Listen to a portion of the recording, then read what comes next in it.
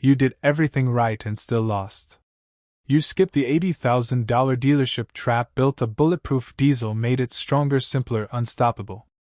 And then one plug, one scan, one red paper. Failed.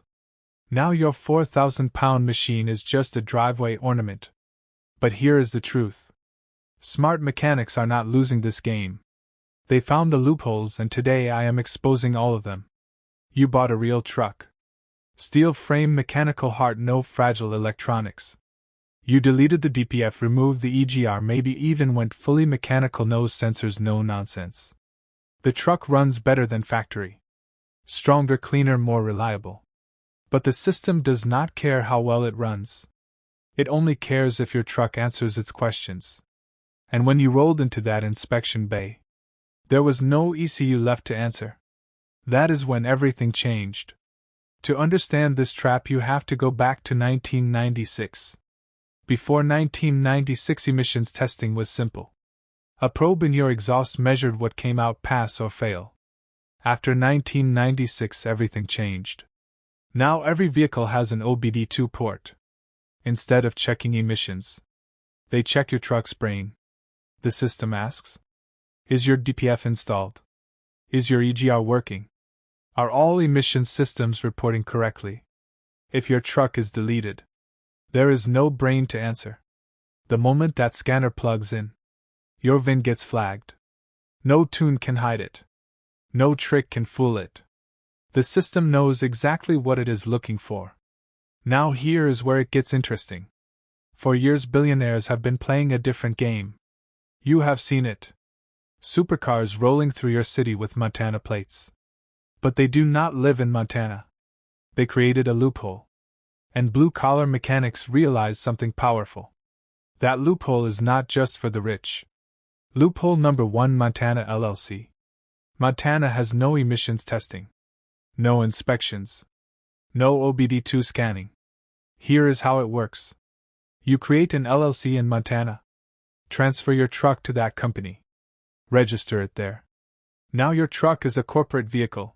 When you bolt on Montana plates, you are no longer under your local emissions system. You become invisible to it. But this only works if done correctly. If forming a company sounds complicated, there is an easier option. South Dakota. No residency required. No emissions testing.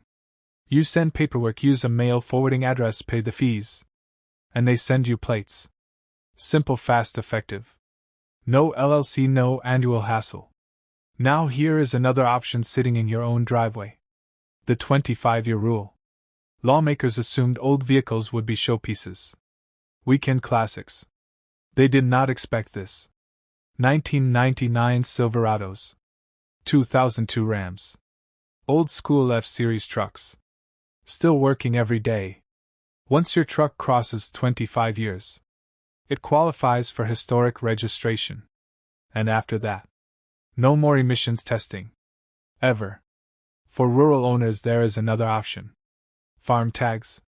In many states, farm trucks are classified like tractors. And tractors do not go through OBD2 inspections. But there is a trade-off. You cannot use it as a daily commuter. This is for hauling, towing, agricultural work. If that is your use, this option is extremely strong. Now something important happened recently. March 27, 2026. The EPA made a major announcement. They admitted a serious problem. DEF sensors, one of the most failure-prone parts in diesel systems, were causing massive damage. Perfectly fine trucks were shutting down because of faulty readings. Farmers alone were losing $4.4 billion every year. So now the EPA is shifting toward NOx sensors, measuring actual emissions instead of fluid quality. They are also allowing certain software updates, without treating them as illegal tampering. But understand this clearly. DEF is still required. SCR systems are still mandatory. The rules did not disappear. But for the first time, the system admitted its own flaws. Now, before you try any loophole, understand the risks. States like California, Colorado, and New York are cracking down. They investigate out-of-state plates. If they prove your vehicle